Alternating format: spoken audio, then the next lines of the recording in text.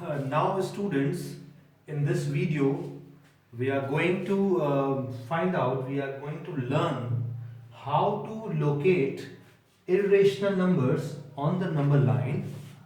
Irrational numbers means all the root numbers, because they are also real numbers, so they will be on the number line as the rational number are on the number line. Similarly, irrational number are also on the number line. Now we'll learn how to locate the irrational numbers, and we will start from under root 2. Then we'll locate some other numbers also, like root 3, root 5, root 7, root 8. Now, not all the number having the square root is irrational number. Like for example, under root 2 is irrational number, under root 3 is also irrational number. But if I talk about under root 4, under root 4 is not irrational number. Why? Because the root of under root 4 can be removed by doing the factors of 4, and the factors of 4 is 2 into 2, and you all know, you had studied in class 11th, that if we get a pair in multiplication of any number, we take out one number from the under root. Like under root 4 can be written as under root 2 into under root 2 into under root 2, or under root 2 into 2. So that 2 will come out. But under root 4 will give you the answer plus minus 2. Why this plus minus 2 I have written? Any number which come out from the under root, any number which come out from the under root, it comes out in positive and negative both. Now why? See that under root 4 can be written as 2 into 2. So plus 2 will come out. And under root 4 can be written as minus 2 into minus 2, because minus 2 into minus 2 will also give you plus 4. So from here minus 2 will come out. So that's why any number which come out from the under root, it come out in plus and minus both. So this is just for your knowledge.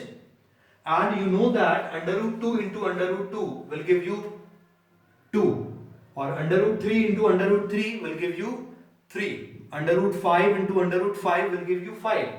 Similarly, any number which is in under root and they are multiplied, the root will be removed. You just note down this rule. This is very important rule for class 9th. Now let's come on locating irrational number, that means under root 2, on the number line. Now consider a square ABCD of side 1, a square of side 1 unit. Now you can take all these sides are 1, and if I want to take out the length of the diagonal, then how will I find out the length of the diagonal? The length of the diagonal I will find out by Pythagoras theorem.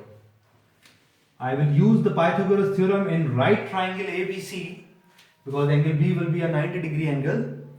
So if I use the Pythagoras theorem, I will get the diagonal value is under root 2. Similar kind of thing we are going to do to locate under root 2 on the number line. Let's see this. We take hypo as under root 2. Whatever the number which we are going to locate on the number line, we take as hypotenuse. One rule. Second rule is we take perpendicular is 1 unit always in every question. If we are locating under root 2, under root 3, under root 5, under root 7, under root 16, anything, we are going to put 1 unit perpendicular. Let's find out the base for that. Now we are going to use the Pythagoras theorem, and hypo is given to you. We are going to put the perpendicular as 1 unit, then it will give you 2, that 1 will come here in minus, and b square is equal to 1. We remove the square from one side, the other side will come into under root, and then under root 1, answer is 1. So for under root 2, the base is 1. So let's take the base. We will draw a number line, and how to draw this? We take as 0, and I have taken this gap, then an equal gap, and then again equal gap. That what is this gap?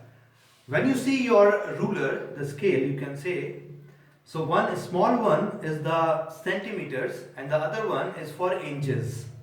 So for that inch, you are going to take 1 unit.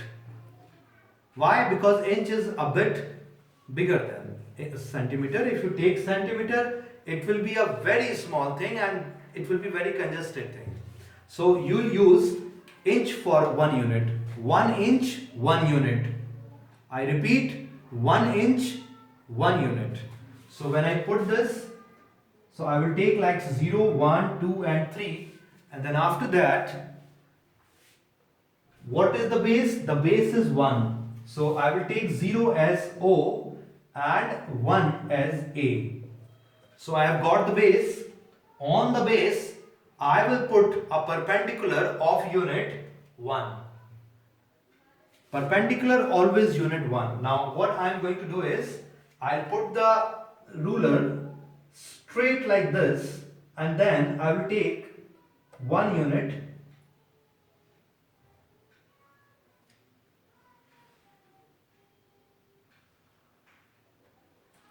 Now this is the base is 1 unit.